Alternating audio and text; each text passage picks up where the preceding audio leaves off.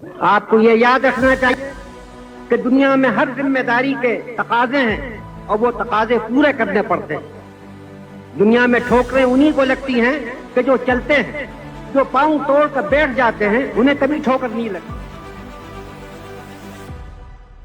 بھارتی تاریخ میں ایک ایسا نام جس نے کم سنی میں اپنی ذہانت و فطانت سے ملک و قوم کو حیران و شستر کر دیا۔ متضاد حیثیتوں پر مبنی زندگی کے مالک مولانا ابوالکلام آزاد ایک زبردست صحافی، عالی مرتبہ مجتہد، عظیم دانشور، بلند پایا مفکر، فلسفی اور جنگ آزادی کے عظیم رہنما تھے۔ مولانا ابوالکلام آزاد کی پیدائش 1888 میں مکہ معظمہ میں ہوئی۔ ان کا اصل نام محی الدین احمد تھا، مگر ان کے والد مولانا سید محمد خیر الدین ابن احمد انہیں فیروز بخت کے نام سے پکارتے تھے۔ اپنے والد سے ابتدائی تعلیم حاصل کرنے کے بعد آزاد مصر کی مشہور درسگاہ جامعہ ازہر چلے گئے، جہاں انہوں نے مشرقی علوم کی تکمیل کی۔ عرب سے ہجرت کر کے بھارت آئے تو کلکتہ کو اپنی سرگرمیوں کا مرکز بنایا۔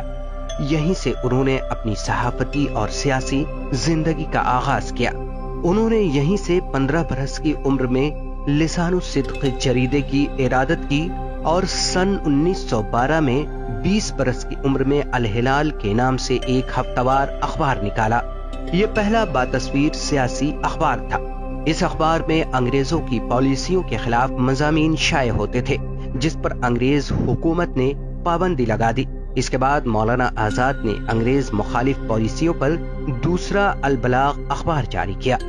مولانا آزاد کا مقصد جہاں انگریزوں کی مخالفت تھا، وہیں قومی ہم آہنگی اور ہندو مسلم اتحاد پر ان کا پورا زور تھا۔ انہوں نے اپنے اخبارات کے ذریعے قومی وطنی جذبات کو بیدار کرنے کی کوشش کی۔ مولانا ابوالکلام آزاد سیاسی محاذ پر بھی سرگرم رہے۔ انہوں نے تحریک عدم تعاون، بھارت چھوڑو اور خلافت تحریک میں بھی حصہ لیا۔ گاندھی جی کی قیادت پر انہیں پورا اعتماد تھا۔ گاندھی کی افکار و نظریات کی تشہیر کے لیے انہوں نے پورے ملک کا دورہ کیا۔ مولانا آزاد ایک اہم قومی لیڈر کی حیثیت سے ابھرے۔ وہ کانگریس پارٹی کے صدر بھی رہے۔ تحریک آزادی کے دوران انہیں جیل کی مشقتیں بھی سہنی پڑی۔ بھارت کی آزادی کے بعد مولانا آزاد ملک کے پہلے وزیر تعلیم بنائے گئے۔ انہوں نے وزیر تعلیم کی حیثیت سے بہت سے اہم کارنامے انجام دیے۔ یونیورسٹی گرانٹ کمیشن اور دیگر تکنیکی، تحقیقی اور ثقافتی ادارے انہی کی دین ہے۔